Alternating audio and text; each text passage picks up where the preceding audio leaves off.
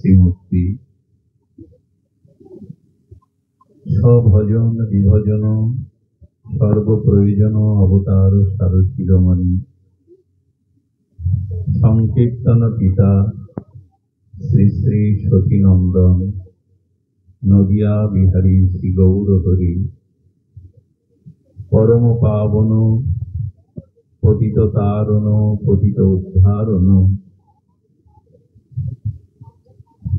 প্রেম চিন্তামণি দাতা শিরোমণি পরম কারণী পরম দয়াল শ্রী শ্রী নিতাই চাঁদের মহা অনুকম্পায় শ্রী শ্রী ব্রজ নবযুবদণ্ড রাধা মাধবের অহিংসতি করুণায় বঙ্গবসুন্ধরার এই মহানগরীর তীর্থলোক সংঘ কর্তৃক মাসিক যে ভাগবতীয় ভক্তিযোগ্য জ্ঞানযোগ্য অমৃত যজ্ঞের আয়োজন, সেই আয়োজনে পূত কেশব ব্রত বৈশাখের কৃষ্ণপক্ষীয় এই মাঙ্গলিক ভাগবতীয় সুধা যজ্ঞে অমৃত যজ্ঞে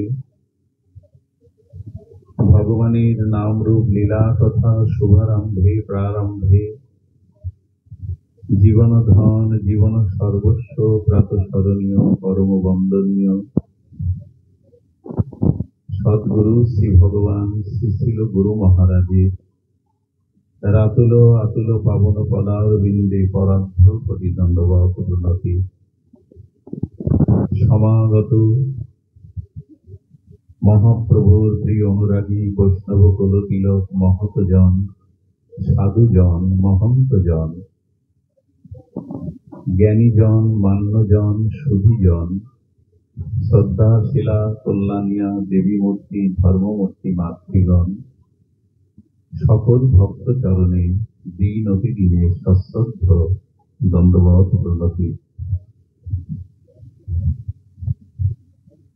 আমি আপনাদের শ্রীচরণে বিনীত নিবেদন পূর্বক এইটুকু প্রার্থনা করি, আশা করি একটু শান্ত সমাহিত চিত্তে হরিকথা শ্রবণ করবেন। আজ আমাদের আলোচ্য বিষয় নিরোধ লীলা। এই প্রসঙ্গে নিরোধ মানে আমাদের বাসনার মুক্তি, বন্ধন মুক্তি, একে বলে নিরোধ। অর্থাৎ প্রারব্ধ, পুনঃ পুনঃ জন্ম মৃত্যু জরা ব্যাধি, এই মৃত্যুময় কাল কবলিত সংসারে এই যে বারবার আসা যাওয়া গতাগতি, এই বন্ধন মুক্তি এবং বাসনা মুক্তির নাম হলো নিরোধ। এটা আমরা চাইছি কিনা? দেখুন, সুরক্ষিত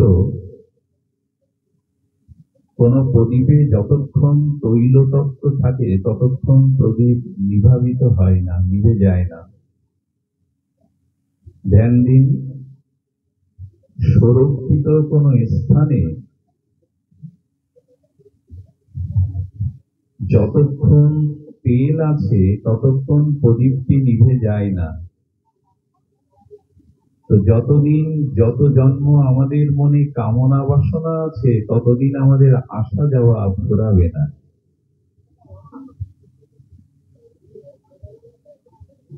তৈল থাকলে প্রদীপ নিভবে না যদি সুরক্ষিত থাকে প্রদীপটি।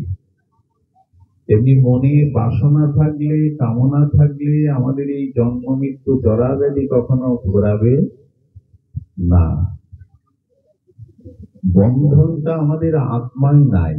জন্ম মৃত্যু জরা ব্যাধি ক্ষুধা পিপাসা এটি আত্মার ধর্ম নয়, এটি মনের ধর্ম। মনের যে অনন্ত ভোগ বাসনা, এগুলি পুনঃ পুনঃ জন্ম মৃত্যুর কারণ হয়। আত্মা বাসনা দ্বারা আবদ্ধ হয় না, নিত্য মুক্ত শুদ্ধ অজর অমর চিন্ময় আত্মার বন্ধন নাই, বন্ধন মনে। দেখুন, জীবাশু তত্ত্ব জিজ্ঞাসা, এই জন্ম মৃত্যু জরা ব্যাধি থেকে মুক্তির জন্য আপনাকে তত্ত্ব জিজ্ঞাসায় আসতে হবে। শাস্ত্র সেটি বলেছে। কোলাহল না করে শ্রবণ করুন। তত্ত্বে আসতে হবে কি?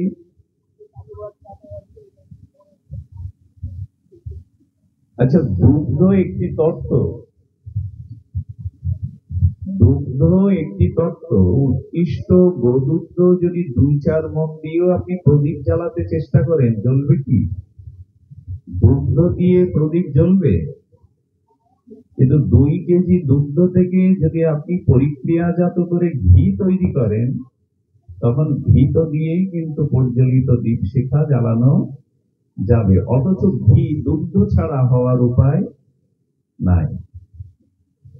দুগ্ধকে অম্লযোগে দধি বা ঘোল করে মন্থন ক্রিয়া যোগে উৎকৃষ্ট মাখন তুলে একটু তাপ প্রদান করে যাকে উৎকৃষ্ট ঘৃত করলেন, ওই ঘৃত দিয়েই প্রদীপ প্রজ্বলন হবে। 2-3 মণ দুগ্ধ দিয়ে প্রদীপ জ্বালানো যাবে না। অথচ দুধের মধ্যে ঘি আছে।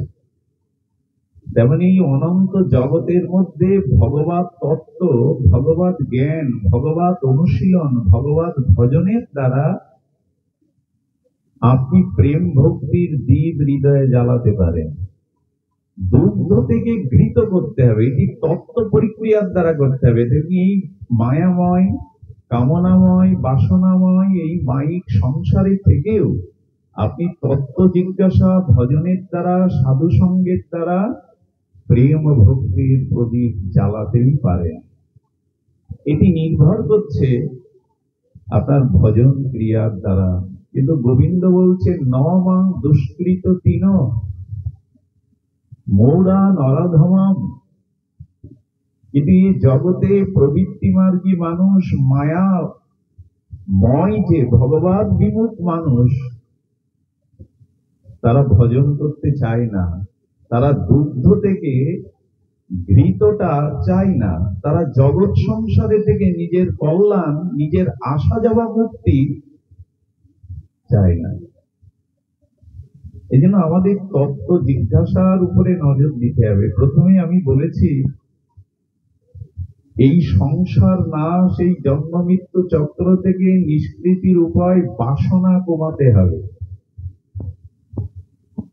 আমাদের মনে পূর্ব সংস্কার অনুযায়ী এই প্রপঞ্চময় জগতের যে ভোগ, বাসনা, কামনা, এটিকে নিয়ন্ত্রণ করতে নিখিল শাস্ত্র উপদেশ দিয়েছে। সেটি কি করে সম্ভব? এটি ঘটনা আপনাদের জানাই। একবার এক সন্ন্যাসীর কথা চারিদিকে পরিব্যাপ্ত হলো। সন্ন্যাসীর হাতে এমন একটি পাত্র আছে, যে পাত্র স্বল্প, ক্ষুদ্র, কিন্তু কেউ পূরণ করতে পারে না। রাজা তার মন্ত্রী প্রবর দিয়ে তাকে আহ্বান করলেন রাজপুরীতে, যে আমি তার পাত্রটা পরিপূর্ণ করব। তো সেই শুদ্ধ সাধু মহাত্মা তিনি সেই পাত্রটা নিয়ে রাজদরবারে গেলেন। রাজা বলছেন, ওর পাত্র কখনো কেউ পূর্ণ করতে পারে না, রাজকোষ থেকে চাউল, ডাউল, অর্ঘ্য, সোনা দানা দিয়ে দাও, পুড়িয়ে দাও। বলেন, আপনারা যদি আমার পাত্র পূরণের চেষ্টা করেন, পারবেন না, এবং রাজাকে এটি পূরণের চেষ্টা করতে হবে। আপনাদের হাতের আমি আমার পাত্রে কিছু গ্রহণ করব না। রাজা কিছুটা অভিমান এবং তার অহংয়ে ঘা লাগলো, আমাকে এই পাত্র পূর্ণ করতে হবে। রাজা চাউল, উপাচার এবং অনেক কিছু মণিমাণিক্য দিয়ে উনি বহুবার, শতবার, সহস্রবার অঞ্জলি করে দিতে দিতে দিতে দিতে বেলা বয়ে গেল, কিন্তু পাত্র পূর্ণ হচ্ছে না। সাধু মৃদমন্দ হাসছেন, রাজা পাত্র পূর্ণ করতে চেয়েছিলেন, পাত্র পূর্ণ করুন। বিস্ময়কর এই পাত্রের দিকে তাকিয়ে সাধুর কাছে অবনত মস্তকে রাজা বললেন, এই পাত্রের রহস্য বলুন। বলে, কিছুই না, ভালো করে দেখুন। সেই পাত্রটা তুলে দেখা গেল মানুষের মাথার একটি খুলি। কি দেখা গেল? বলে, রাজা, আমি বোঝাতে চেয়েছিলাম মানুষের মস্তিষ্কটা এমন, এখানে সাগরের কত তরঙ্গ তাও যদি বলে দেওয়া যায়, আকাশের নক্ষত্রের সংখ্যাও যদি বিজ্ঞানীরা বলে দিতে পারে, পৃথিবীতে কত ধূলিকণা আছে তার সংখ্যাও যদি বিজ্ঞানীরা প্রযুক্তির দ্বারা বলে দিতে পারে, তবে মানুষের মস্তকে হৃদয়ে কামনা বাসনার সংখ্যা কতটা এটা বলে দেওয়া যাবে না। এই পাত্রে আজও পর্যন্ত কারো পূর্ণ হয়নি। বোঝা গেল? এই মাথার খুলি বা আমাদের হৃদয়ের বাসনা আজ পর্যন্ত রাজা কেন, মহারাজারাও পূর্ণ করতে পারেনি। সাধু বললেন, রাজা, মানুষের মস্তিষ্ক যদি ভজন প্রবাহ না হয়, শুদ্ধ তত্ত্বের অনুশীলন না করে, ভাগবত অনুশীলন, তবে কয়েক কোটি জন্মেও তার বাসনা কামনা নিবৃত্তি। ওই যে 10,000 পেলে লাখ, লাখ পেলে কোটি, কোটি হলে সমাজপতি, সমাজপতি হলে রাষ্ট্রপতি, রাষ্ট্রপতি হলে স্বর্গপতি, স্বর্গপতি হলে ব্রহ্মাপতি, ব্রহ্মাপতি হলে শিবপতি, এরপর বৈকুণ্ঠপতি, এভাবে বেড়েই যায়। বাসনা নিবৃত্তি সহজে হয় না। এই জন্য শাস্ত্রে বলছেন যে তোমার প্রথম কর্তব্য হবে শুদ্ধ শান্ত হৃদয়ে আসো। হৃদয়ে যদি কোনো বাসনার স্ফুরণ হয়, তোমার বাসনা তো আমাদের সহজাত স্বভাব সিদ্ধ স্বভাব, বাসনা আসবে। তবে শাস্ত্র বলেছেন বাসনার দুই প্রকরণ আছে।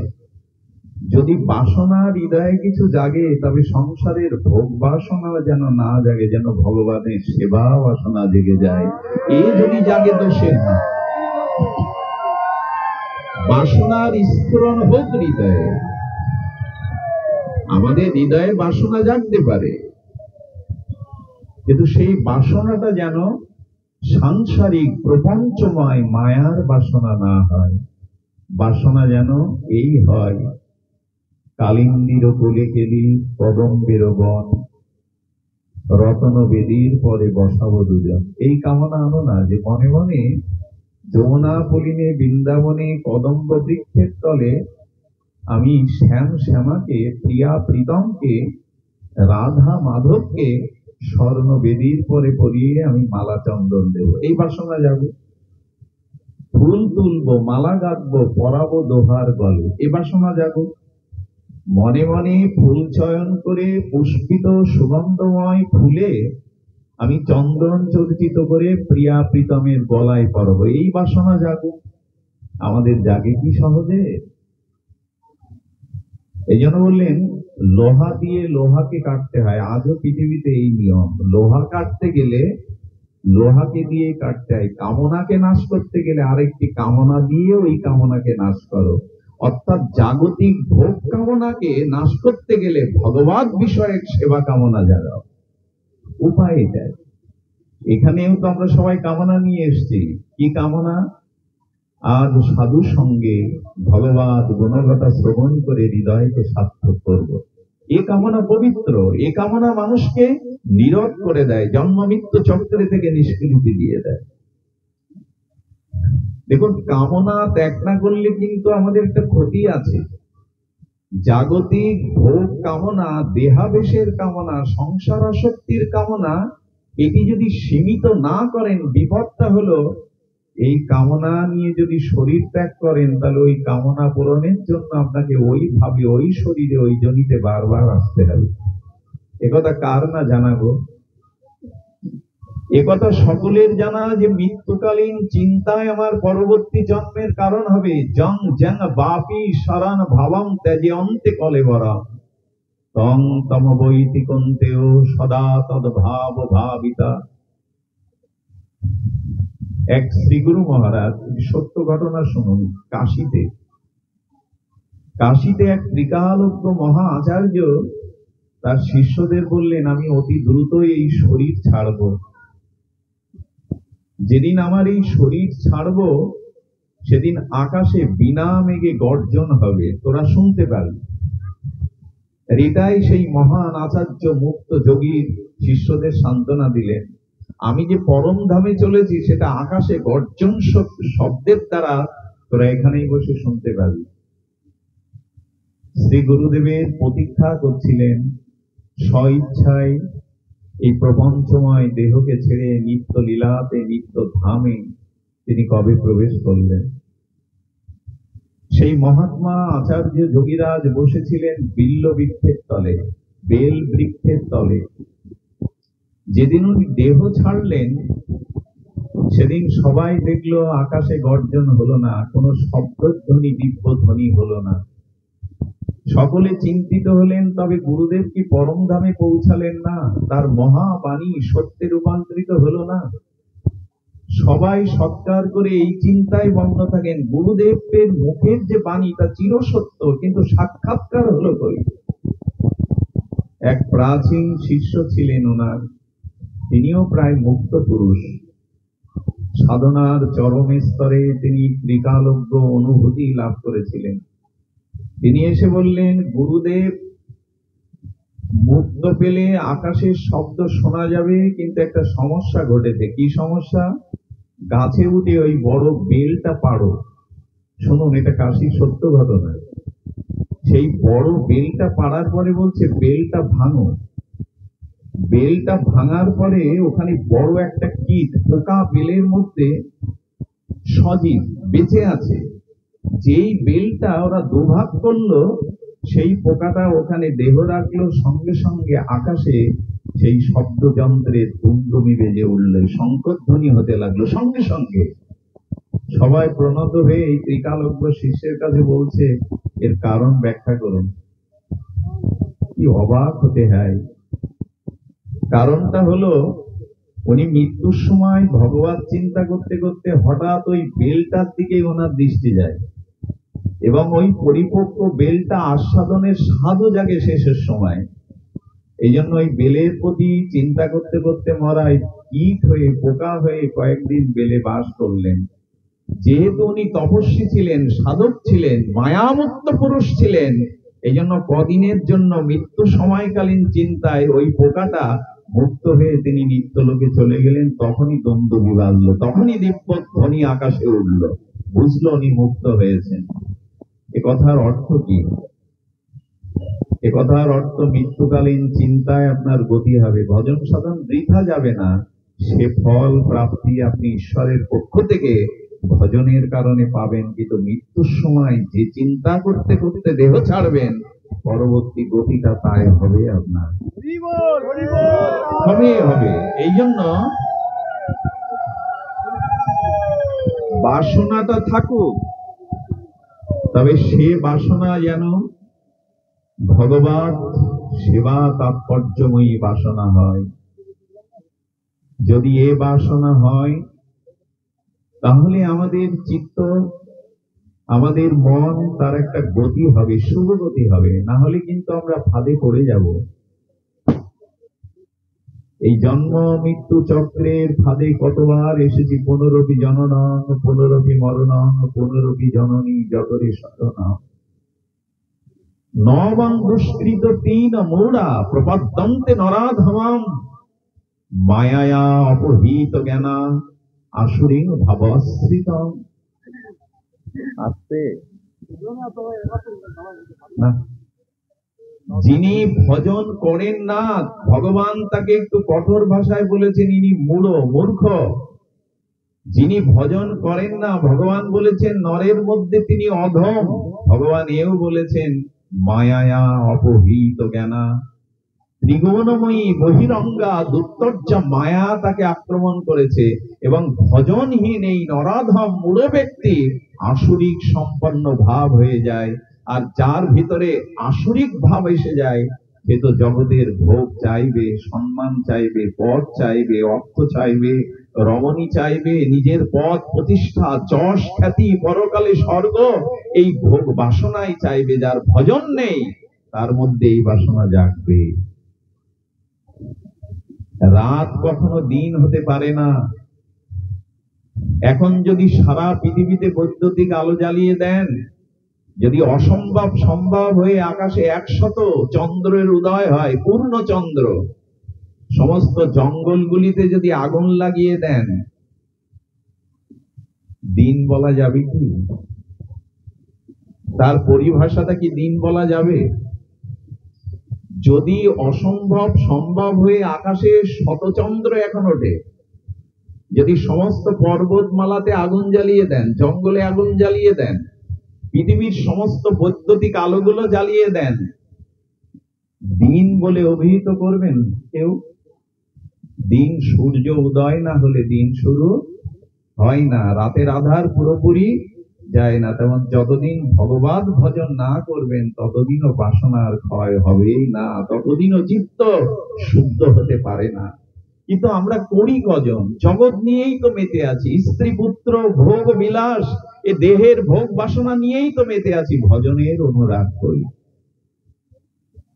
লোহা দিয়ে লোহাকে কাটতে হবে, ভগবত বাসনা দিয়ে, ভগবত সেবামুখী দিয়ে আমাদের জগতের কামনাকে কাটতে হবে।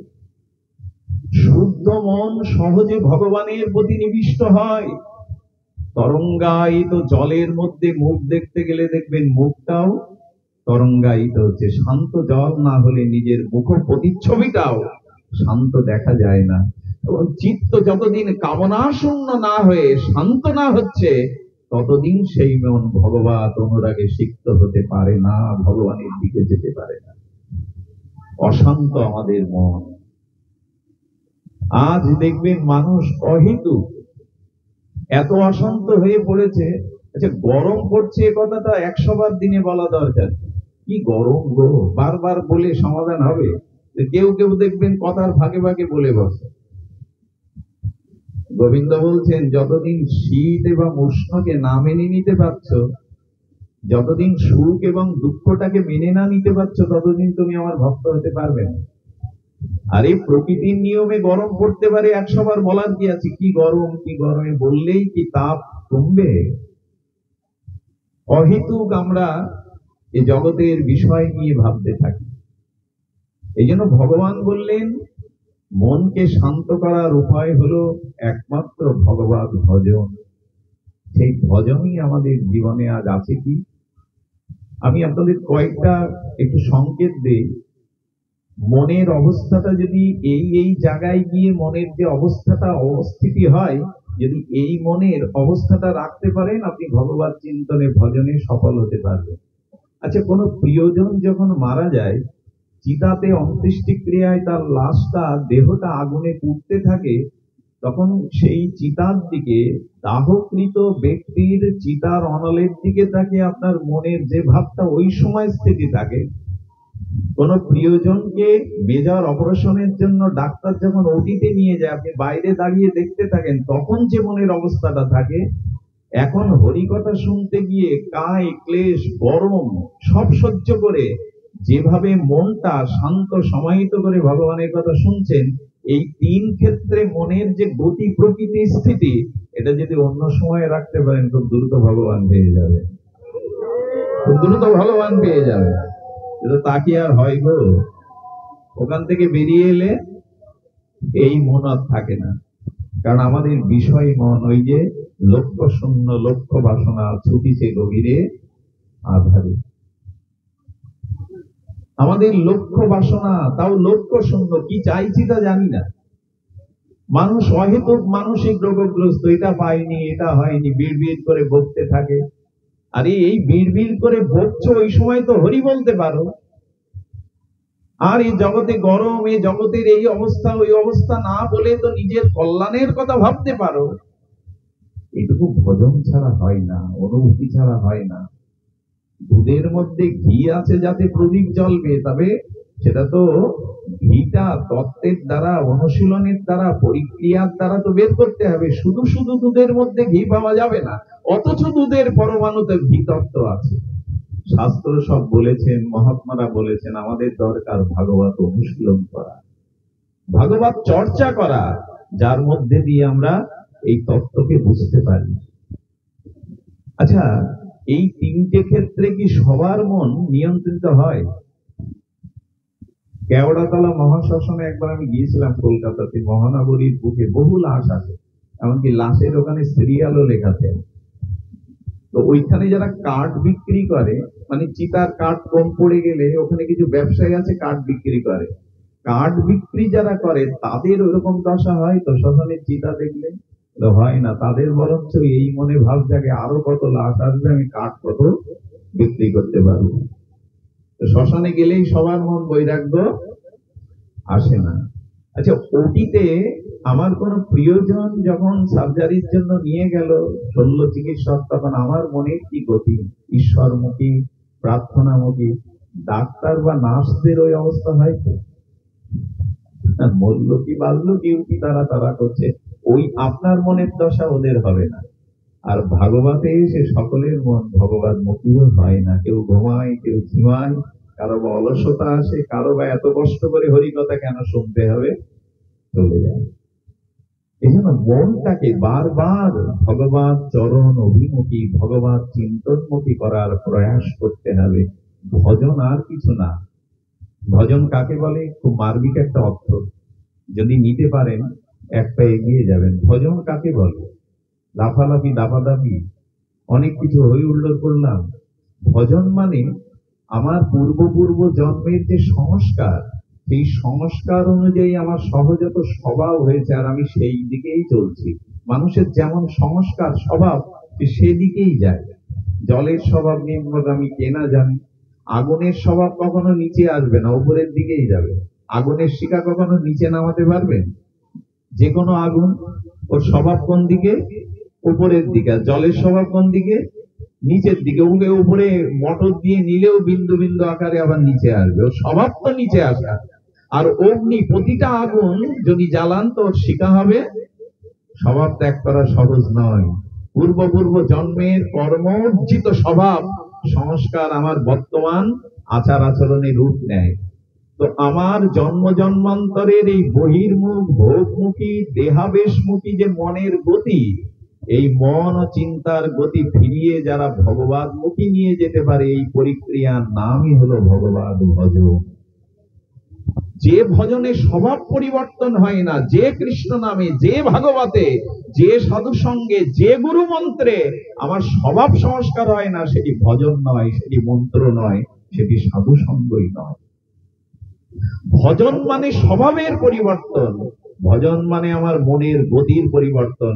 আজ 20 বছর দীক্ষা নিয়ে, 20 বছর হরিনাম শ্রবণ করে, 20 বছর সাধু সঙ্গ নিয়ে যদি নিজের স্বভাব সংশোধন না হয়, জানবেন বন্ধা নারী যেমন মা হতে পারে না, আপনার ভজন বন্ধা ভজন, সে ভজন ভজন নয়। ভজন মানেই পরিবর্তন, ভজন মানেই পরিবর্তন। আজও যদি তা না হয়, জানবেন ভজন হচ্ছে না, কোথায় অপরাধ রয়ে গেছে। সেটি প্রকৃত ভজন নয়, যে ভজন আমার স্বভাবকে পরিবর্তন সংস্কার না করে। এই জন্য আপনাদের কাছে অনুরোধ, ভজনে মনোনিবেশ করুন। বাইরের হই হুল্লোড় দিয়ে কিছু হবে না। আর ভজন অন্তর মনা হতে হবে। যতদিন বাসনার লেলিহান আর এই অগ্নি চলছে, ততদিন মন শান্ত হতে পারে না। এই জন্য শুদ্ধ মন সহসা ভগবান দিকে যায়, চঞ্চল মন, বিষয়াসক্ত মন প্রয়াস ভগবান চিন্তান করতে পারে না। এই জন্য ভগবান বলছেন যে না, সর্ব অমঙ্গলহারী, সর্ব কল্যাণপ্রদ, অশেষ বিশেষ রসময় আনন্দময় চিন্ময় এই ভগবানের নাম, ভগবত কথা, সাধু সঙ্গে শ্রবণ কীর্তন স্মরণ অষ্টনের দ্বারা আমাদের চিত্তকে বাসনা মলিন মুক্ত করতে হবে। এক্ষেত্রে আপনাদের একটু সামান্য বলি। আচ্ছা, এখন যদি লন্ডন প্রবাসী, আমাদের লন্ডন প্রবাসী কোন ব্যক্তি যদি এখন আমার সামনে লন্ডন শহরটার একটা বর্ণনা দিতে থাকে, টমাস নদী, তাই না? ইংল্যান্ডে লন্ডনে কি নদী আছে? টেমস নদী হলো। তো ওই নদীর বর্ণনা করছেন, কি সুশীতল হাওয়া, আর সেই নদীর তীরে গড়ে উঠেছে পৃথিবীর অন্যতম শ্রেষ্ঠ সভ্যতা, লন্ডন শহর, উঁচু উঁচু সেখানে প্রাসাদ সম আকাশচুম্বী সেই প্রাসাদগুলি, সেখানে নিয়ম বড় সুশৃঙ্খল, রাস্তায় কেউ থুতো ফেলে না, কোনো কাগজও ফেলে না। এভাবে যখন লন্ডন শহরের বর্ণনা দিচ্ছেন, বলুন তো তার একটা কল্পনা আপনার মনের মধ্যে আসবে কিনা? নদীর কল্পনা, উঁচু উঁচু প্রাসাদের কল্পনা, সেই রাজপথের কল্পনা, এগুলো আসে কিনা কেউ বললে? একটু কথা বলুন, আসবে কিনা? আগুন শব্দটা আমার সামনে যদি কেউ আগুন আগুন বোঝাতে চায়, আগুনে পড়ে গেছে, আগুনের যে লেলিহান শিখা, আগুনের যে রং রূপ, সেটা আমার মনের মধ্যে জাগবে কিনা? লন্ডন শহর আমি দেখিনি, কখনো যাইনি, কিন্তু কারো মুখে, লন্ডন প্রবাসী কারো মুখে যদি বর্ণনা শুনতে থাকি, আমার মনে কল্পনার জগতেও একটা লন্ডন আমি গড়ে তুলি, করে কিনা? ঠিক তদুপরি সাধু মুখে যখন রাধা মাধবের লীলা শুনবেন, ব্রজের কথা, নবদ্বীপের কথা শুনবেন, প্রিয়া প্রীতমের ব্রজ নিকুঞ্জ মন্দিরের লীলা কথা শুনবেন, এটি সাধু মুখে শুনতে শুনতে আপনার মনেও কল্পনা জগতে বৃন্দাবন তৈরি হয়ে যাবে, রাধা মাধব তৈরি হয়ে যাবে। কিন্তু আমরা শ্রবণ করি কই? এই জন্য বলছে শ্রবণ করো। হরি কথা শ্রবণ করতে করতেই তোমার মধ্যে এটি জেগে যাবে। এই জন্য শ্রবণাঙ্গ ভক্তির এত মহামহিমা। বলছেন হরি কথা সাধুমুখে শ্রবণ করো। যদি শ্রবণ করতে পারো, ধীরে ধীরে সেই ভগবত রাজ্যের স্মৃতি তোমার ভিতরে জেগে যাবে।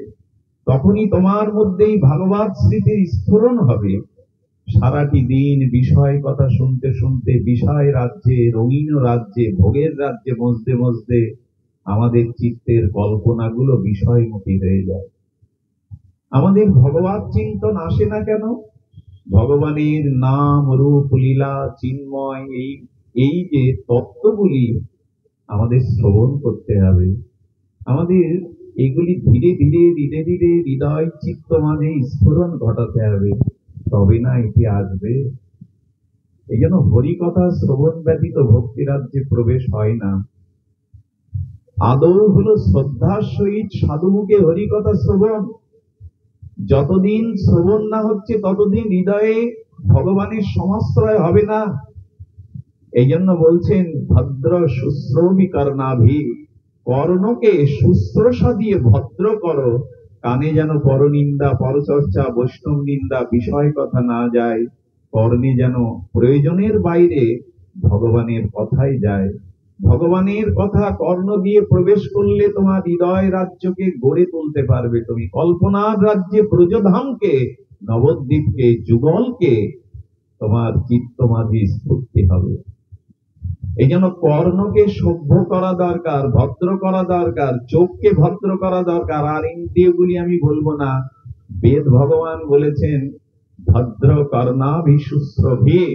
যদি কানকে শুশ্রতার দ্বারা ভদ্র করতে পারো, চক্ষুকে ভদ্র করতে পারো, তবে এই দুটো ইন্দ্রিয় সংযত হলে, এই দুটো ইন্দ্রিয় ভদ্র হলে, এই দুটি ইন্দ্রিয় দ্বারা ভগবানের নাম, রূপ, লীলা কথা প্রবেশ করলে অচিরেই তোমার চিত্ত থেকে আর দূষিত কামনা দূরে গিয়ে তোমার হৃদয় নির্মল হবে, শুদ্ধ হবেই হবে। হরি কথাকে শ্রবণ করাও, ভগবানের কথাকে হৃদয় মাঝে শ্রবণ করাও। এটি শ্রবণ করাতে করাতে কি হবে? শ্রবণ কীর্তন এই ভজনাঙ্গের দ্বারা আমাদের চিত্তে ভগবত বাসনা জেগে যাবে। আসুন আমরা সেই লীলা কথা কিছুক্ষণ শ্রবণ করি। তাপদগ্ধতার মধ্যে যেভাবে কষ্টে আপনারা দাঁড়িয়ে শুনছেন, তীর্থলোককে বলবো জায়গা বাড়ান। আমার মনে হচ্ছে যারা দাঁড়িয়ে আছে তাদের যদি আমি এখানে বসি, ওখানে আমি দাঁড়িয়ে উপলব্ধি করতে পারতাম যে কি কষ্ট করে হরি কথা শোনা। আপনারা কষ্ট পাচ্ছেন, এই জন্য আমি বেশি অত্যাচার আপনাদের করব না। চলুন আমরা দুটি ভাগবত কথার মাধ্যমে আমরা উপলব্ধি করতে চেষ্টা করি ভগবত ভাবনা সংসারের মধ্যে থেকেও। আচ্ছা, আমাদের সংসার ত্যাগ করতে হবে না সংসারে থেকে ভজন করতে হবে, এই প্রশ্নের উত্তর এখন অনেক সামনে আসছে যে ভজন করবার জন্য সংসার ত্যাগ করে ধামবাসী, আশ্রমবাসী, ব্রহ্মচর্য, জ্যোতি সন্ন্যাস নিতে হবে না গৃহে। এই মনের জিজ্ঞাসার উত্তর আমাদের গীতা ভাগবত মহাত্মারা দিয়েছেন। আচ্ছা, ভগবানের এত ত্যাগ বৈরাগ্যের বাণী শোনালেন অর্জুনকে, অর্জুন কি সংসার ত্যাগ করে চলে গিয়েছিলেন? তাতে অর্জুনের ভজনে কি কোনো উদ্ধারে কি বাধা হয়েছিল সংসারে থেকে? গীতার মহাবাণী শুনে যদি ত্যাগ বৈরাগ্যের সন্ন্যাসের কথা বলতেন, তাহলে অর্জুন সংসার ত্যাগ করেনি তো। অনেক পিতামাতাকে এরকম বলতে শুনেছি, ছেলেকে আমি গীতা পাঠ শেখাইনি এই কারণে, দুদিন পরে বলবে তোমার হাতে খাবো না, আশ্রমে চলে যাব, সংসারে থাকবো না। গীতা এরকম শিক্ষা দেয়নি। গীতা বলছেন ভগবত প্রাপ্তির জন্য সংসার ত্যাগ জরুরি নয়, প্রয়োজনও নয়। তুমি যেখানে আছো সেখান থেকে পরামুক্তি পরাভক্তি পেতে পারো, তবে উপায়টা জেনে নাও। আমি আপনাদেরকে অনুরোধ করছি কথাটি মন দিয়ে শোনার জন্য। একবার এক যুবক, তিনি সংসারে প্রবেশের আগে শতবার সহস্রবার চিন্তায় পড়ে গেলেন, সংসার তো বেঁধে ফেলে, কামনা বাসনা জরা ব্যাধি রোগ শোক, আমি যদি সন্ন্যাস নেই। কিন্তু সন্ন্যাসের অবস্থাও তো শুনি, মঠ মন্দিরে আজ সন্ন্যাসীদের অবস্থা তো জানি। সকলের না হলে সকলেই তো সন্ন্যাস নিয়েই সফল হতে পারেনি। সেই পদ প্রতিষ্ঠা অর্থ জড়িয়ে পড়ে যশ খ্যাতিতে, করবোটা কি? এক মহাত্মা বললেন, এর সব থেকে বড় উপায় যদি পেতে চাও, সন্ত শ্রেষ্ঠ কবিরের কাছে চলে যাও। কবিরের নাম শুনেছেন না? সাধু শ্রেষ্ঠ, সন্ত শ্রেষ্ঠ কবির। উনি একাধারে সন্ন্যাসী, একাধারে গৃহী, বিবাহ করেছেন, স্ত্রীও আছে, আবার উনি পরম ত্যাগী, ওনার কাছেই সমাধান পাবে। এই যুবক সমাধানের জন্য ছুটলেন সন্ত শিরোমণি সাধক শ্রেষ্ঠ সন্ত কবিরের কাছে। কাশীতে কবির বাস করতেন, আর এই আগন্তুক যখন এসেছে, ওনার মুখ দেখেই আগে বসতে বললেন কবির। বসার পরে প্রণত হয়ে বলছেন, আমি আপনার কাছে সমাধান নিতে এসেছি। আমি সংসারে থেকে ভজন পরায়ণ হয়ে ঈশ্বর প্রাপ্তি পাবো কিনা, বা আমাকে সন্ন্যাস নিতে হবে কিনা। উনি বলছেন, কিছুক্ষণ অপেক্ষা করো, আমি এর উত্তর তোমায় দেব। তো মন দিয়ে শোনো। হঠাৎ ঘরের ভিতরে ওনার স্ত্রীকে এখান থেকেই ডেকে ডেকে বলছে, তড়ি ঘড়ি অতিথি এসছে, একটু কিছু রন্ধন করো আর ভোগ লাগিয়ে অতিথিকে সেবা করো। ওই কথা ওনার আশা লাগলো না। ওই বললেন, ঘরের মধ্যে তড়ি ঘড়ি রন্ধন করলেন। রন্ধন করতে গিয়ে কি করেছেন জানেন? রন্ধন করতে গিয়ে যে সবজি রেঁধেছে তাতে লবণ দেয়নি, সবজিতে কোনো লবণ দেয়নি, এবং ডাউলে তিনি 3 বার লবণ দিয়ে দিয়েছেন। আচ্ছা, তড়ি ঘড়ি দ্রুত করতে বলেছেন। সামনে যখন ওটা দেয়া হলো, যিনি এই নব হৃদয়ের একটা ভাবনার তরঙ্গ নিয়ে এসেছেন উত্তর নিতে, সংসারে থেকে ধর্মকর্ম হবে, মুক্তি হবে, প্রেম ভক্তি হবে না সন্ন্যাস, কিছুই উত্তর না দিয়ে উনি যখন সামনে থালা দিলেন প্রসাদে, মুখে দিয়েই দেখছে সবজিতে ওটা তো রেখেই দিল। ডাউলটাও যখন একটু নিতে গেছে, দেখে 3 বার লবণ দেওয়া, একরকম থুতু করে ফেলেই দিল। সন্ত কবির কি করেছে জানেন? মুখে যখন দিলেন, দেখলেন তড়ি ঘড়ি রান্না করতে গিয়ে সহধর্মিনী লবণ দেয়নি। দ্বিতীয় ডালটা মুখে নিয়ে ভগবানকে নিবেদন করতে গিয়ে, নিবেদন করে মুখে দিয়ে দেখলেন এতে 3 গুণ লবণ। কি করলেন জানেন? সবকিছু একসাথে মাখিয়ে নিলেন, এটাই লবণ না আর ওটা বেশি লবণ। নিয়ে ভগবানকে স্মরণ করছে আর অন্নটা হাসি মুখে পাচ্ছে। বলছে, এই জন্য সাধুরা পাগল হয়। কেউ মুখে দিতে পারে? সাধুরা এই জন্য পাগল হয়। উনি বলছেন যে, আপনি পাচ্ছেন না কেন? বলেন, এ কি পাওয়া যায়? আরে আপনি তো নীরবে পেলেন। সঙ্গে সঙ্গে বলছেন, আচ্ছা আমার সেবা হয়ে গেছে, আপনি যে প্রশ্নের উত্তর জানার জন্য আপনার কাছে এসেছিলাম, আমাকে উত্তর দিন। হ্যাঁ দেবো, আর একটু বসো। উনি গ্রন্থ খুলে বসেছেন দিনের বেলায়, মধ্যাহ্ন গগনে তখন সূর্য। উনি চেঁচিয়ে চেঁচিয়ে স্ত্রীকে বলছেন, চোখে কম দেখছি, লণ্ঠনটা জ্বালিয়ে আনো তো। ওর মনে নিশ্চিত হয়েছে পাগল ছাড়া আর কিছু না। দিনের বেলা লণ্ঠন জ্বালাতে বলছেন, স্ত্রী বিনা বাক্যে বিনা তর্কে লণ্ঠন জ্বালিয়ে এনে সামনে দিল। উনি সেই লণ্ঠন জেলেই ওগুলি পাঠ করছেন। হঠাৎ ওনার মনে প্রশ্ন জেগেছে, লবণে পোড়া খেলেন তাও হাসি মুখে, এরপরে দিবাভাগে মধ্যাহ্নে সূর্য লণ্ঠন জ্বালাতে বললেন, তো লণ্ঠন জ্বালিয়ে আনলো, আপনি রহস্যটা বলবেন। তখন মুখ খুললেন সন্ত কবির, আমি উত্তরটা প্র্যাকটিক্যাল দেওয়ার জন্যই তোমার সামনে এই ঘটনাগুলো ঘটিয়েছি, যে কিভাবে সংসার করলে ঈশ্বরকে পাওয়া। এরা সাধারণ নয় তো, অনুভব বেদ্য মহাপুরুষ। বলেন, আমি তোমাকে হাতে কলমে জানাবো বলে যে সংসারে থেকে কিভাবে ঈশ্বর প্রাপ্তি হয়, এটার জন্য শোনো। যদি সংসারে সফল হতে চাও, তাহলে স্ত্রীকে যখনই তুমি তড়িঘড়ি কিছু করতে বলেছো, হয়তো তাড়াতাড়ি করার জন্য ভুল করেছে, লবণ না দিলে আমরা কি করি বাবা? আমরা তো যা করি তা ভালোই করি, সেটা আর এখানে বলা উচিত না। আরে একদিন তাড়াতাড়ি করতে গিয়ে ভুল হয়ে গেছে, সেটা মেনে নেওয়ার ক্ষমতা নেই, তো আপনি সংসার করবেন কি? আজকে দ্বন্দ্ব তো ওই চায়ে বেশি মিষ্টি হয়ে গেছে, লবণটা বেশি হয়ে গেছে, এই নিয়েই তো বাঁধে। এতটুকু ক্ষুদ্র চিন্তা নিয়ে যদি বাঁধে, তোমার আর সংসার করতে হবে না, সংসার করার যোগ্যও তুমি নও। এই জিনিসগুলো আমাদের ধ্যান দিতে হবে। সামান্য ত্রুটি তুমি মেনে নিতে পারো না, তুমি ঈশ্বর আরাধনার, ঈশ্বর প্রাপ্তির চিন্তা করো। বললো, আমি জানি স্ত্রীকে আমি কিছু বলতে পারতাম, কেন বলিনি জানো? আমি যখন ওটা পেয়ে নিলাম, ও যখন পরে প্রসাদ পাবে, তখন আমার হাসি মুখে এই ধন্যবাদটা ওর চিত্তে আর তীরের মতো বাঁধবে। এত কিছু করার পরে উনি হাসি মুখে এটা পেলেন, আমার উচিত হবে এর পর থেকে এই ভুল আর না করা। তখন সেও সংযত হয়ে যাবে। আর শোনো, যদি সংসারে থেকে ঈশ্বর প্রাপ্তি করতে চাও, ভজন সাধন করতে চাও, তবে আমার স্ত্রীর দিকে তাকাও। আমি তাকে বলেছি লণ্ঠন জেলে আনতে, বিনা বিচারে বিনা তর্কে আমার কথা পালনের জন্য সে লণ্ঠন এনে দিয়ে একবারও প্রশ্ন করিনি দিনের বেলায় কেন। যদি এ জাতীয় স্বামী স্ত্রীর মধ্যে সমঝোতা থাকে, বোঝাপড়া থাকে, ধৈর্য থাকে, তবে সংসারে থেকে ভগবত প্রাপ্তি সহজ হতে পারে, সম্ভব হতে পারে। এসব আমাদের শুধু ভাগবত আলোচনায় ঘটে, বাড়ি ঘটে না। আরে মা সীতা এক কাপড়েই বেরিয়ে গেলেন, মা সীতা এক কাপড়েই বেরিয়ে গেলেন।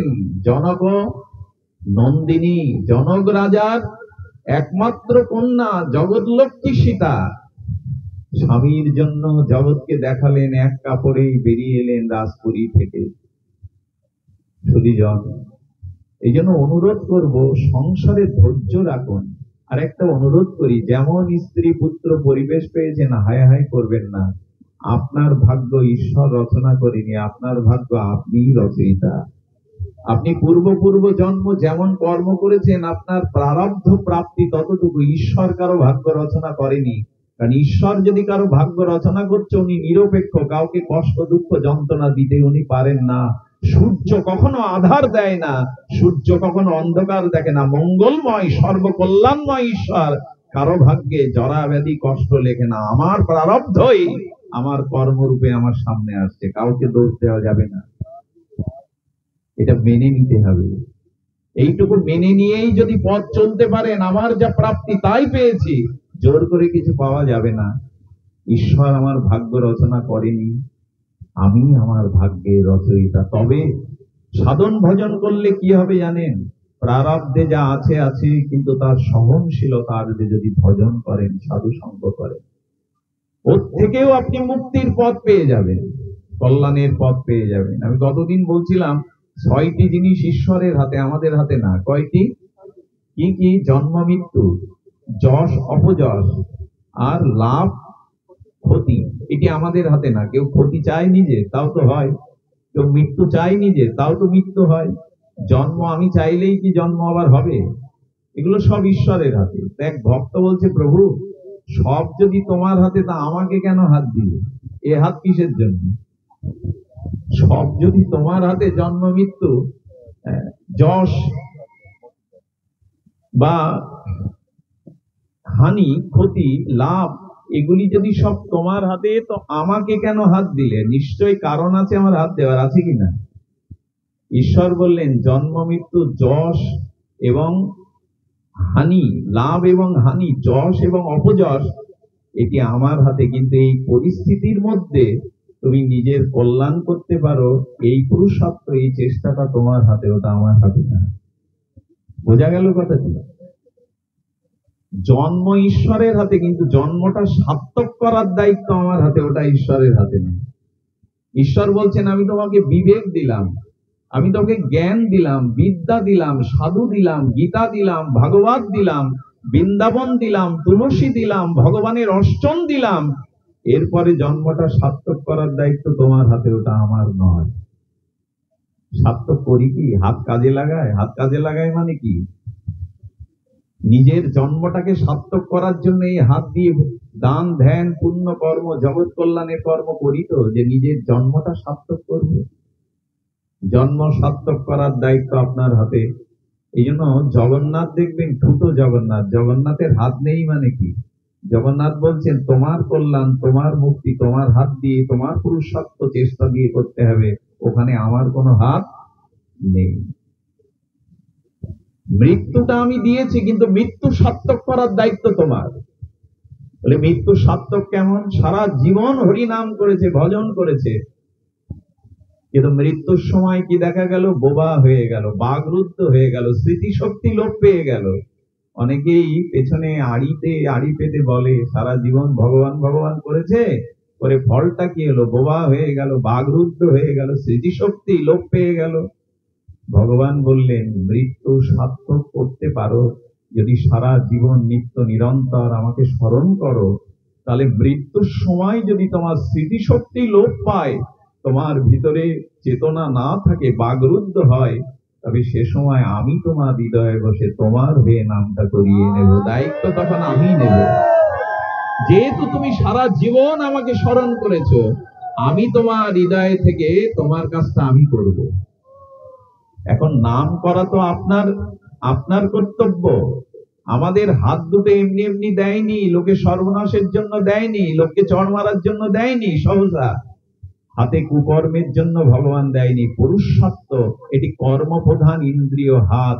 সৎ কর্ম করো, মঙ্গল কর্ম করো, জগতের কল্যাণময় কর্ম করো, অন্যের বিপদে হাতটা বাড়িয়ে দাও, অসহায়কে অন্ধকে হাত ধরে পার করে দাও। এই হাতে যদি পুরুষত্ব কর্ম করতে পারো, তবে মৃত্যু সার্থক করাও তোমার হাতে। আমরা কজনই চেষ্টাটা করছি, আর সব ভগবান যা ভাগ্যে আছে তাই, এরকম না। ভাগ্যে যা আছে তাই বললে আমার হাত ভগবান দিত না। আমারও কিছু এই জগতে পুরুষত্ব আছে, চেষ্টা আছে। অর্জুন নিমিত্ত মাত্র, আমি সবাইকে মেরে রেখেছি, কিন্তু তুমি সামনে যুদ্ধ করো। এই তো উদ্ধারটা তোমাকেই হতে হবে, চেষ্টাটা তোমাকেই করতে হবে।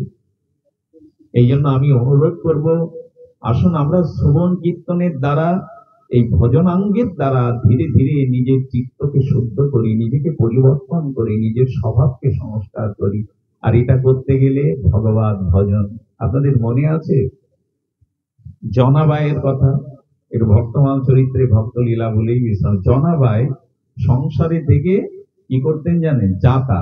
আগেকার দিনে মা ঠাকুমা যে জাতা আটা পেষণ করতো, গম পেষণ করে, আর ওই আটা দিয়ে উনি পুণ্ডরিক ভগবানকে সেবা দিতেন, আর মহাত্মাদের সেবা দিতেন, যেমন নামদেবকে সেবা দিতেন। তো উনি বসে বসে যখন জাতায় গমটা মাড়াই করতেন, ওখানে বসে বসে উনি সুর করে করে আর প্রিয়তমের সুরসঙ্গীত মাধুর্যে আনন্দ দিতেন গোবিন্দকে, পুণ্ডরিক ভগবানকে। ওই দেশে পুণ্ডরিক বলে গোবিন্দকে, পুণ্ডরিক ভগবান। তো ওনার কণ্ঠে, হৃদয়ে এত ভাব মাধুর্য ছিল, ওটা শ্রবণ করতে করতে বালক গোপাল পুণ্ডরিক ভগবান এসে জাতার পাশে বসত। মাঝে মাঝে চোখ খুলে দেখতো গোপাল এসে বসেছে, পুণ্ডরিক ভগবান বলে। জনাবাই ভক্তমাল চরিত্রে চোখ বুলিয়ে নেবেন। তো ওই যে জাতাটা ঘোরাতে গিয়ে, গম মাড়াই করতে গিয়ে একটা শব্দ হয় না, ঘট ঘট করে শব্দ হয়। পুণ্ডরিক ভগবান জনাবাইয়ের হাত এটে ধরে বলছেন, তোমার সুর শুনতে এলাম, তোমার হৃদয়ের ভক্তি স্নাত, এই ভজন শুনতে এলাম, কিন্তু ওই শব্দই তো ঢাকা পড়ে যাচ্ছে। শব্দটা থামিয়ে একটু ভজন শোনাও না। আমাদের দক্ষিণেশ্বরে না, আমাদের রামপ্রসাদের বেড়া বেঁধে দিতেও জগৎ জননী আসেন শুধু ওর মুখে একটু ভজন শুনবে বলে। ভক্তের হৃদয়ে যদি কিঞ্চিত ভক্তি থাকে, ভক্তের হৃদয়ে যদি কিঞ্চিত প্রেম ভক্তি থাকে নিষ্কাম, ওই লোভে ভগবান ওই ভক্তের পেছনে পর্যন্ত ছুটে বেড়ায়। আচ্ছা বলুন তো, ফুলের বক্ষে যখন মধু সঞ্চিত হয়, মৌমাছিকে, প্রজাপতিকে, ভ্রমরকে নিমন্ত্রণ দিতে হয়, কি করে ওরা? অলিকুল ব্যাকুল হয়ে গুঞ্জরিত রাগ রাগিনী আলাপ করতে করতে ফুলের বুকে বসে যায়। ঠিক যার হৃদয়ে বিশুদ্ধ প্রেম ভক্তি আছে, ভগবান ছুটে বেড়ায় তার হৃদয়ে প্রেম নেওয়ার জন্য। ওই এক বিন্দু বিশুদ্ধ প্রেমের কাল হয়ে গোবিন্দ ছুটে বেড়ায়। আজ হাত এঁটে ধরে বলছে, জনাভাই, তোমার প্রেম ভক্তির সুর শুনতে এলাম, ঘড় ঘড় করছে, আর ওটা তো বন্ধ করো। বললেন, আমি গান বন্ধ করতে পারি, কিন্তু চাতা বন্ধ করতে পারি না। আরে এই আটা দিয়েই তো তোমার সেবা হবে, সাধুদের সেবা হবে। এটা শুনলে তুমি এর মধ্যে দিয়েই শোনো, শুনলে তুমি এর মধ্যে দিয়েই শোনো। কৃষ্ণ কি করেছে জানেন? আহা, জনাবাইয়ের হাতটা কেড়ে নিয়ে বলছেন, আমি মারাই করছি, কিন্তু তুমি মন প্রাণ খুলে গাও। কৃষ্ণ বলছে, এখানে আমি ফাঁকি দিতে পারবো, আস্তে আস্তে ঘোরাবো, কিন্তু সঙ্গীতটা তো শুনতে পাবো। যেই কৃষ্ণ কেড়ে নিয়ে ঘোরাচ্ছে, কৃষ্ণের অঙ্গে, ভগবানের শ্রী অঙ্গে তো অলংকার আছে, তাই না? নুপুর আছে, কর্ণের দুল আছে, হার আছে, ওগুলো বেজে উঠছে। তখনই জনাবাই বলছেন, আমাকে তো শব্দের জন্য বন্ধ করে দিল, এখন তোমার এই অলংকারও তো ধ্বনি হচ্ছে, এই অলংকার ধ্বনিতে তোমার সঙ্গীত চাপা পড়ে যাবে। ভগবানের কি লোভ ভক্তের হৃদয়ের একটুকু ভক্তি আস্বাদনের জন্য সমস্ত অলংকার গুলো খুলে চাতার পাশে রেখে দিয়ে এবার গাও। আহা, আমরা ভগবানের কাছে যাই না, ভগবান আমাদের কাছে নেমে আসে। মহানাব্রতজি বলেছিলেন, তুমি কতটা ভগবানকে খোঁজো, ভগবান তোমাকে খুঁজে ফেরে। তুমি ভগবানকে কতটুকু ডাকো, ভগবান নিত্য লোক থেকে নেমে এসে মহাপ্রভু হয়েও জীব জাগো বলে মহাপ্রভু ডাকছে। তুমি কতটা তার জন্য কাঁদো, গোপনে অন্তরালে ভগবান তোমাকে পাওয়ার জন্য ভগবান কাঁদে। জীবের লাগিয়া কাঁদে প্রভু উচ্চেশ্বরে। মহাপ্রভু কাঁদছেন কি বিষয়ের জন্য? সংসার চালার জন্য, রোগশোকের জন্য? শ্রীমান প্রেমাবতার প্রেম শিরোমণি রাধা ভাবদ্ভুতি সুবলিত তনু শ্রীমান মহাপ্রভু ক্রন্দন করছেন জীবের জন্য, কবে তুমি আমার হবে। তুমি কতটুকু কাঁদো, এই দেখো ভগবান কাঁদছেন ধরার দলিতে। তুমি কতটুকু তাকে অন্বেষণ করো, তিনি বৈকুণ্ঠ থেকে নিত্য লোক থেকে নেবে তোমাকে খুঁজে বেড়াচ্ছেন। একজন জীব যতদিন ভগবানের কাছে ফিরে না যাবে, ভগবানের হৃদয়ে অপেক্ষা থাকবে, ব্যথা থাকবে, কবে তুমি আমার হবে। একজন মানুষ জগতে যতদিন থাকবে, ভগবানের ব্যথা থাকবে, কবে তুমি আমার কাছে ফিরে আসবে। কারণ আমি তো তার, এ সংসারে আমি অন্য কারো নই। এ জন্মে যে আমার পিতামাতা, আগামী জন্মে তিনি আমার পিতামাতা হবেন এমন কোনো কথা নাই। স্ত্রী পুত্র তো বদলেছি কতবার, দেহের খোলস বদলেছি, সংসার বদলেছি, ঈশ্বর কি বদলেছে? এই জগতে পিতামাতার সাথে পুত্র সম্বন্ধ চিরন্তন নাই, এই জন্মের, আগামী জন্মের নয়, কিন্তু ভগবানের সাথে সম্বন্ধ আমাদের চিরদিন। এটা আবেগতাড়িত কথা না, এটা আসরকে মাতানোর কথা না। এটি উপলব্ধি করুন যে ভগবান আমার, আমি ভগবানের, এটাই প্রকৃত সম্বন্ধ, এটাই প্রকৃত পরিচয়। এটা আবেগ নয়, শ্রোতাদের মাতানোর জন্য আবেগ নয়, এইটাই শত সনাতন কথা যে তিনি আমার, আমি তার। এই জগতে কেউ যখন বলে তুমি আমার, এটা ডাহা মিথ্যা কথা। আমার বস্তু আমি রাখতে পারি কি চিরদিন? আমার নয় বলেই তো রাখতে পারি না। এই জন্য ভগবানই আমার, আমি ভগবানের, এটাই শাশ্বত পরিচয়। সে কথা নিজ মুখেই গীতা বাণীতে বলছেন, মামই বংশ জীবলোক জীবভূতা সনাতন। তুমি আমার, আর কারো নও। আসলে আমি ভগবানের, এটাই তো। মনটা কেন দিতে পারছি না আমি শুরু করেছিলাম জানেন?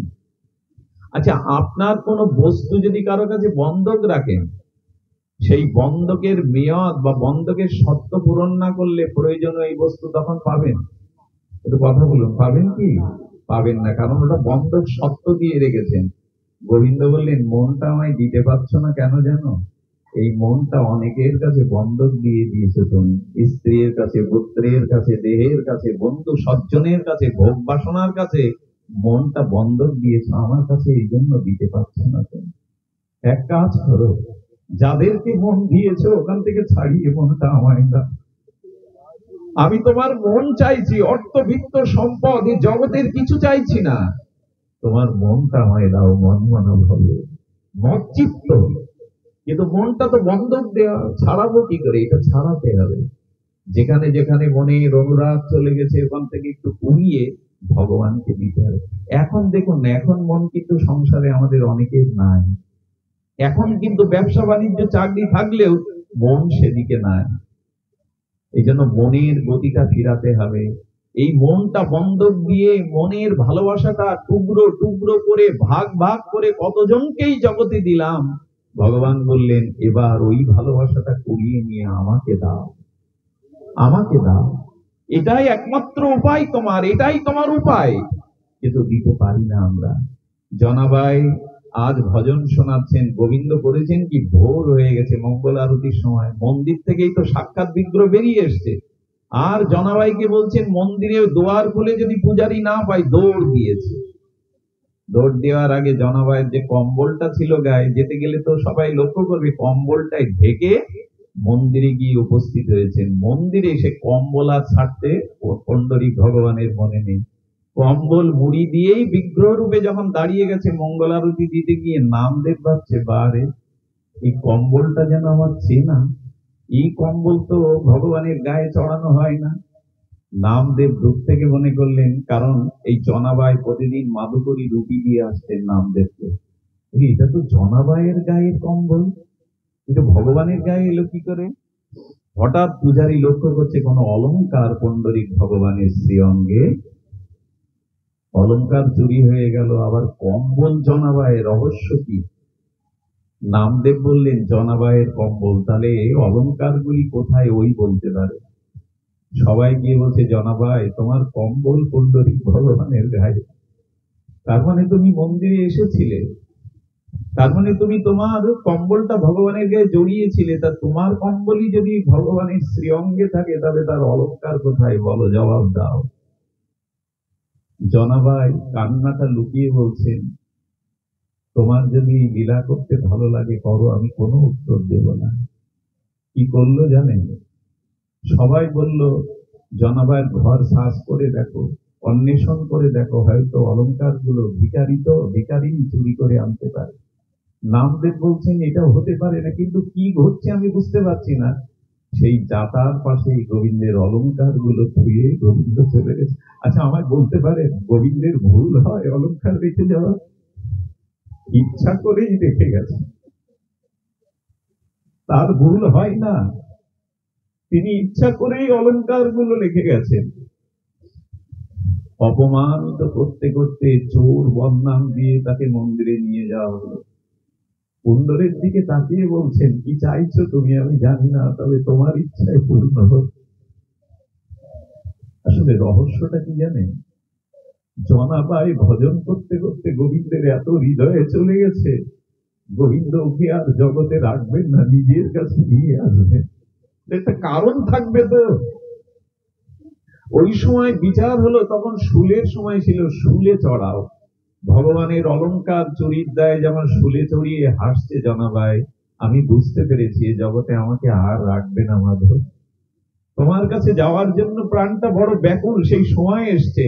শুলের উপরে বসলে জনাবাই দেখলেন যে আমি যেন ফুলের উপরে বসে আছি। গোবিন্দকে ভাবতে ভাবতে এই দেহটা বিলীন হয়ে গেল চিরদিনের মতো ভগবান। এটাই হলো আমাদের প্রকৃতি। আমাদের ছিল প্রেম ভক্তির মহারাজ ঠাকুর নরোত্তম বলেছিলেন, জয় রাধে গোবিন্দ বলে কবে ভাসবো যমুনার। এইটা প্রেম ভক্তিতে উনি লিখলেন, ওনার লেখা লেখনায় ভজন অনুভূতির রস দিয়ে উনি নিবেদন করেছেন।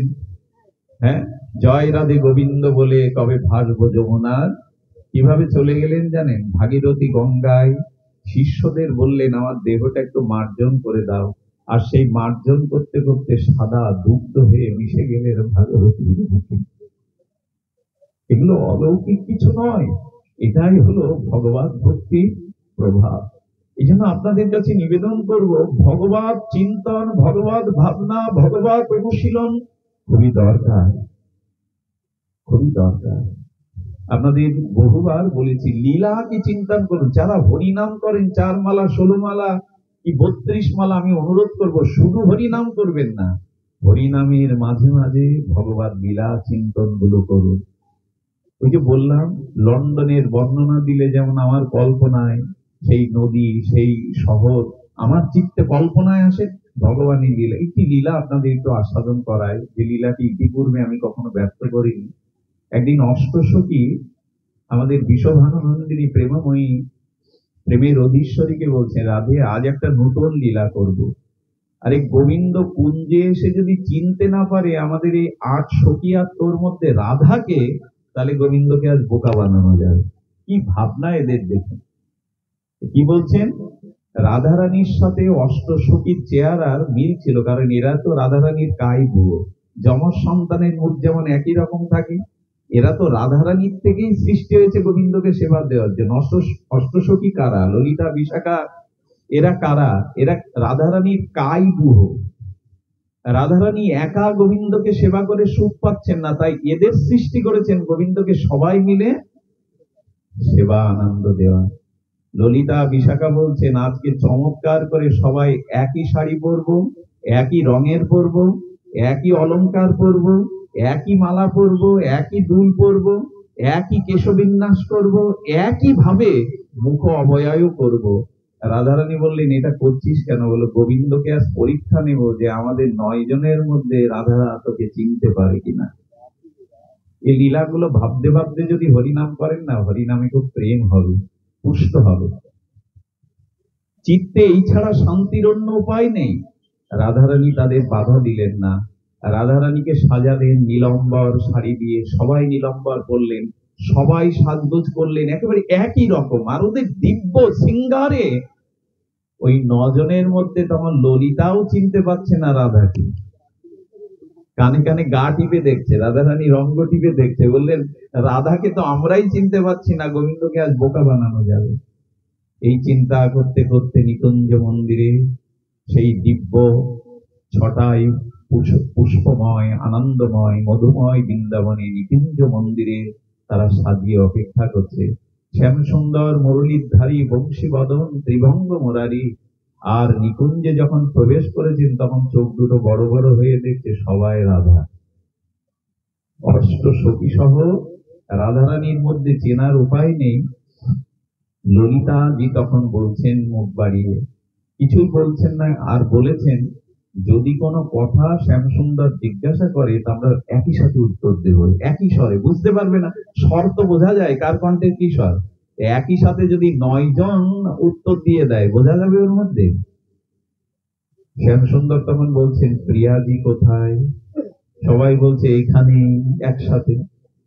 গোবিন্দ রহস্য বুঝতে পারলেন, এর মধ্যে রাধারানীকে আমাকে আবিষ্কার করতে হবে, কিন্তু এত কঠিন, উনি কোনো উপায় পাচ্ছেন না। সবার মুখের কাছে গিয়ে বদন দেখছেন, চরণ দেখছেন, কিন্তু আজকে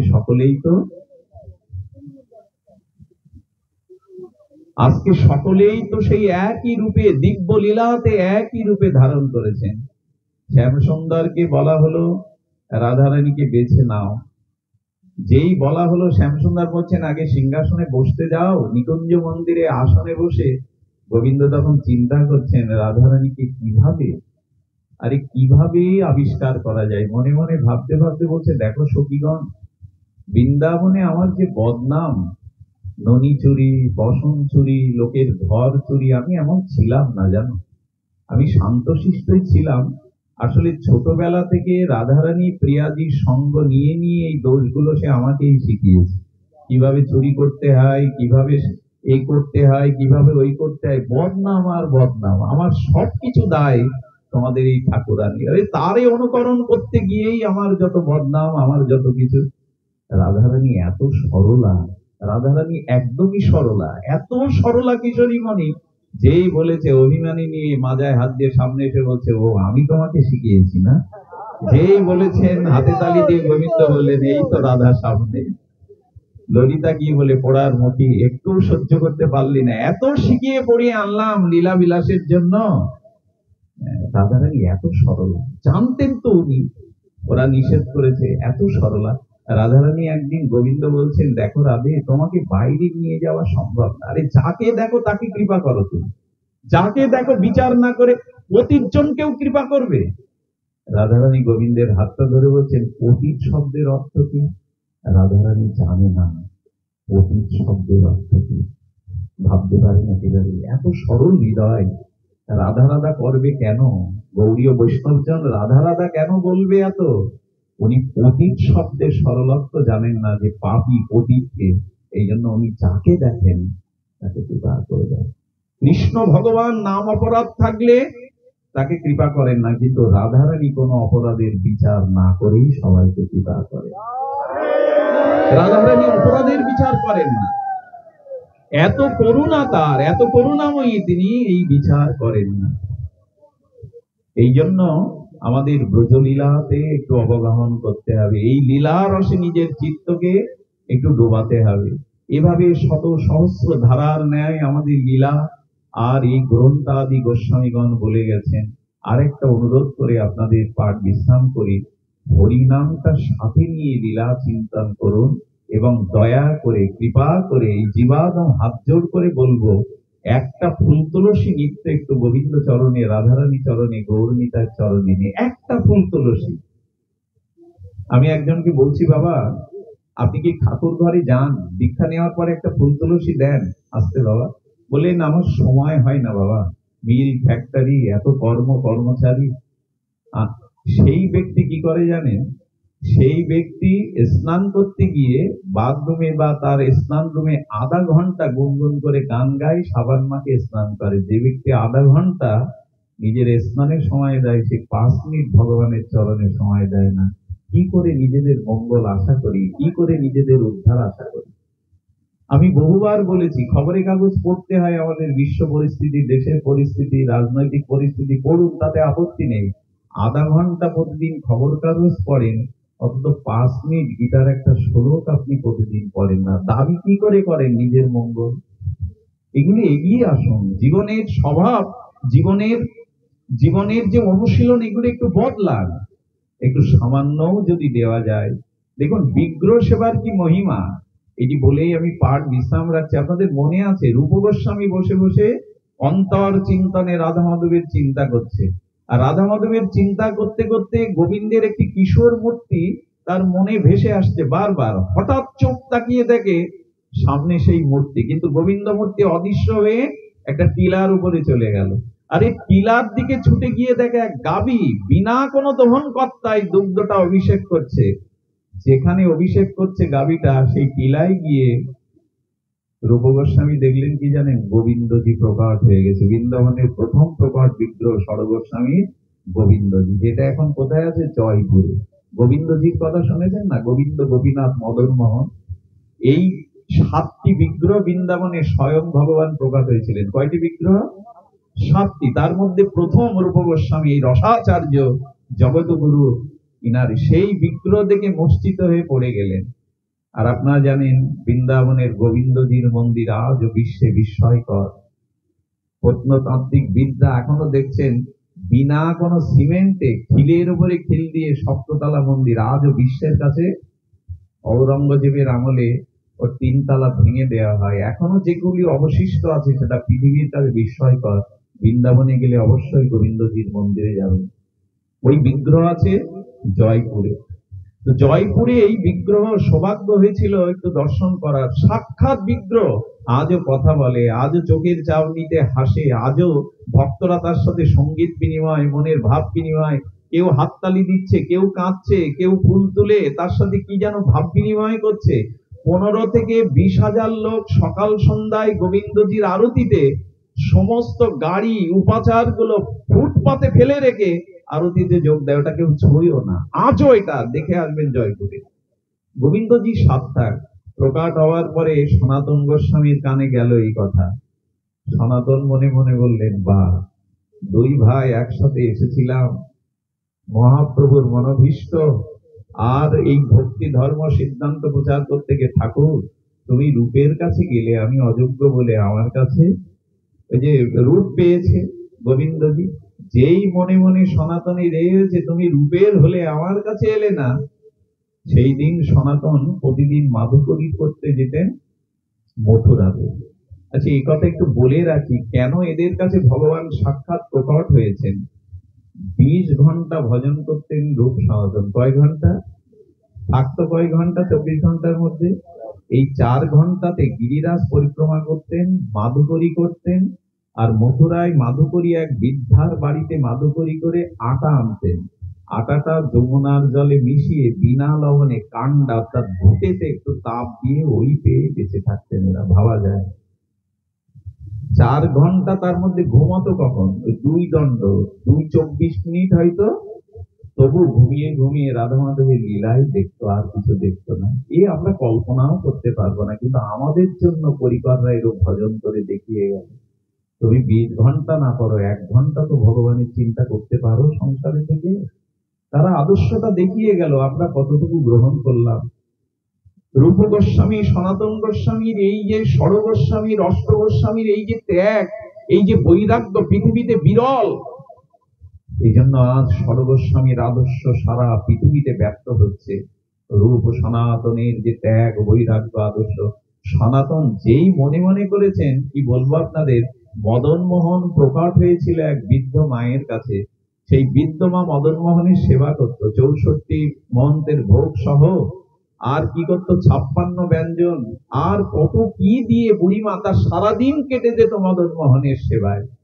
কিন্তু দেখতো যখন সনাতন মাধুকরী নিতে আসতো, বিগ্রহের অঙ্গটা উজ্জ্বল হয়ে উঠত। সনাতনকে ডেকে বলছে, বাবা তুমি যখন আসো তখন বিগ্রহের একটা উজ্জ্বলতা দেখা যায় কেন? যেন শত সূর্য জ্যোতিপ্রভা প্রকাশ হয় বিগ্রহের মধ্যে। উনি দূর থেকে মদন মোহনকে দেখে চোখটা ওনার বিস্ময়কর হয়ে গেছে, এত সুন্দর। মদন মোহনকে দেখেই সনাতন গোস্বামী চিত্তে ওই মদন মোহনের অপরূপ মাধুর্যটা আটকে গেছে। সেই দিন রাত্রে কি করলো জানেন? বিগ্রহ বুড়িমাকে বলছে, বুড়িমা অনেক তো সেবা করলে, অনেক কিছুই তো আমার বিনিময় অর্পণ করে দিলে, তোমাকে আমি আর বেশি দিন জগতে, তোমাকে আমি আমার নিত্য স্বরূপ ধামে নিয়ে আসবো, কিন্তু বুড়িমা তুমি আমার নিত্য স্বরূপ ধামে চলে আসলে আমাকে কার কাছে দেবে? আত্মীয় স্বজন তো মারামারি করবে আমাকে নিয়ে। স্বপ্নের মধ্যেই বলছে, তবে কাকে দেব?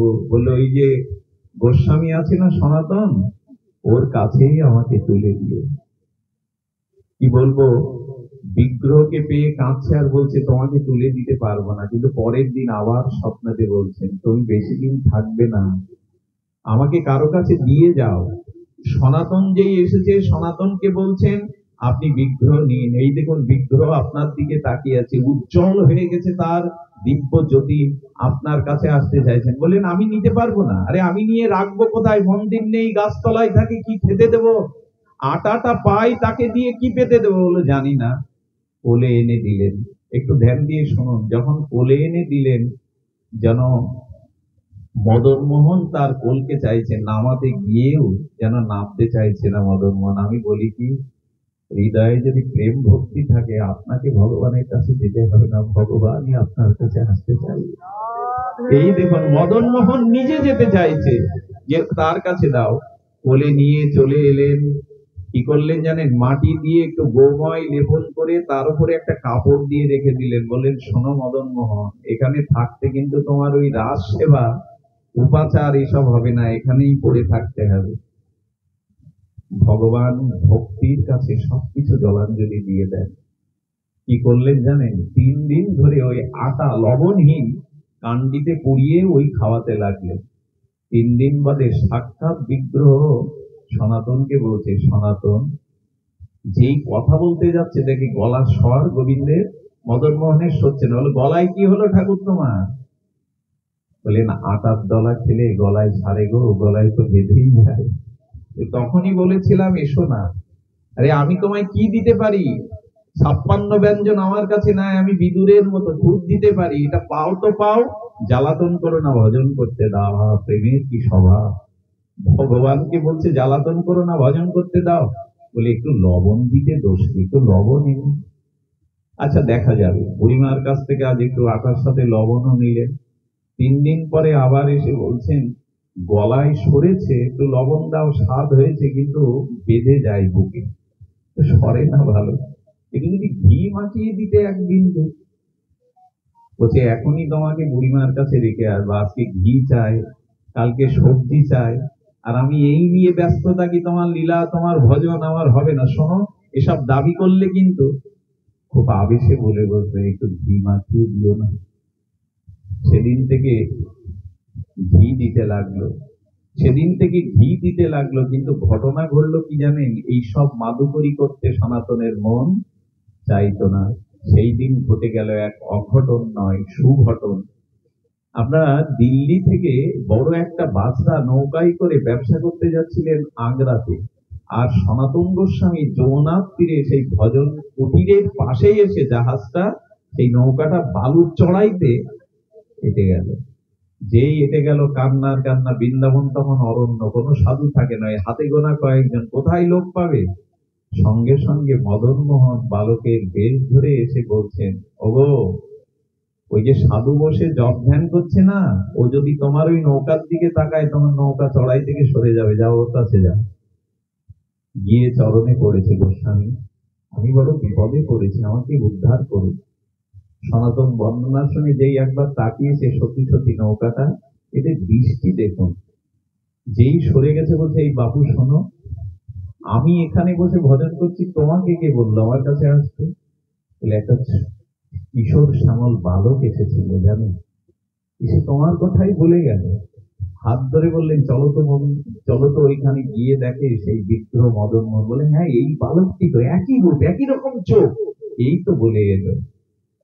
সেই দিন ওই সওদাগর সওদা করে আগ্রা থেকে ফেরার পথে ওখানে টিলা করে দিয়েছিলেন। যারা আজও বৃন্দাবনে যান, সনাতন গোস্বামীর ভজন স্থলিতে দেখবেন ওখানে টিলাটা করা আছে। আমার বলবার ইচ্ছা হলো, এই ভক্তের কাছে আটার ডলার খেতে ভগবান গাছতল হচ্ছে যে একটু বিগ্রহ সেবা করুন।